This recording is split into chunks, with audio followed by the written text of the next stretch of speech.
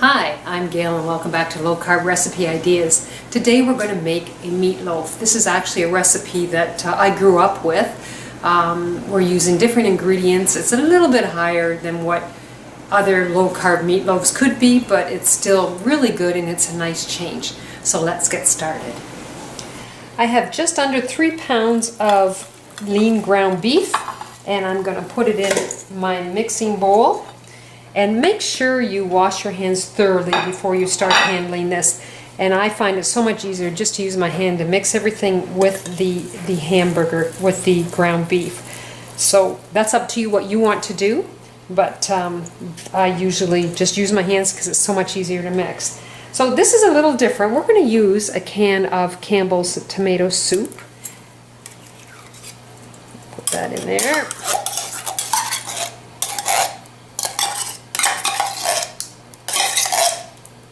And we're also going to use a can of vegetable soup, Campbell's vegetable soup.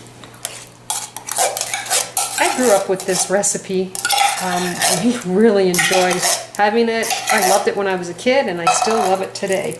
So I'm just going to mix this around a little bit with my spoon to start. And then I'm going to put my hands in here. And I have a cup of chopped onions. See, there's a couple that aren't chopped very well. So we're going to mix that up. Now, in the days when I was being raised, we used salt and pepper, but I still like this Herbamare, which is organic and it doesn't have any carbs in it, and it has a nice flavor. It's a mixture of different kinds of seasonings. So I'm really not sure what the measurement is. I do put quite a bit in. I will mix it up and then mix up my ground beef and then I will add a little bit more. So now we're going to get into the nitty-gritty and I'm going to mix my ground beef with my tomato soup and my vegetable soup.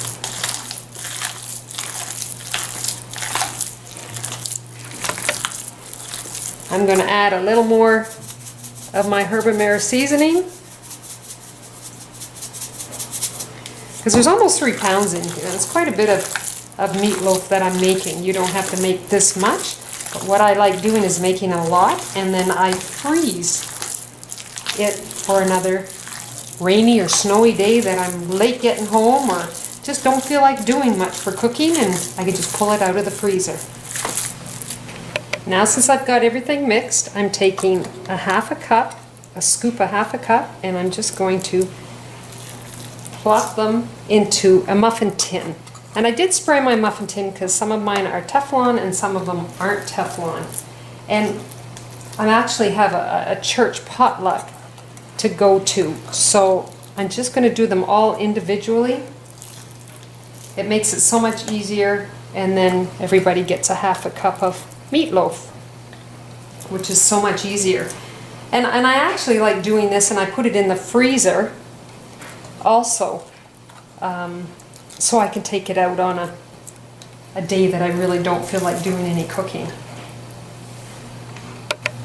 So I made 24 of the little meatloaves, and something that we always did was put a little bit of ketchup just on the top. So I will do that, and I'm using my low-carb Heinz ketchup.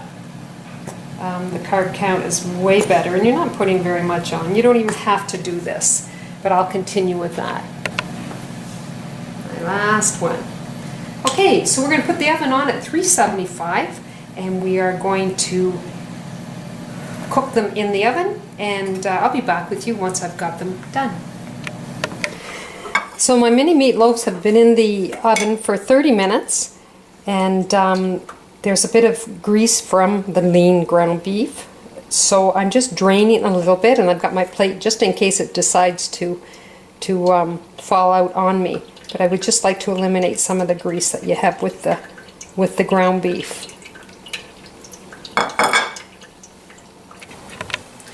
Welcome back.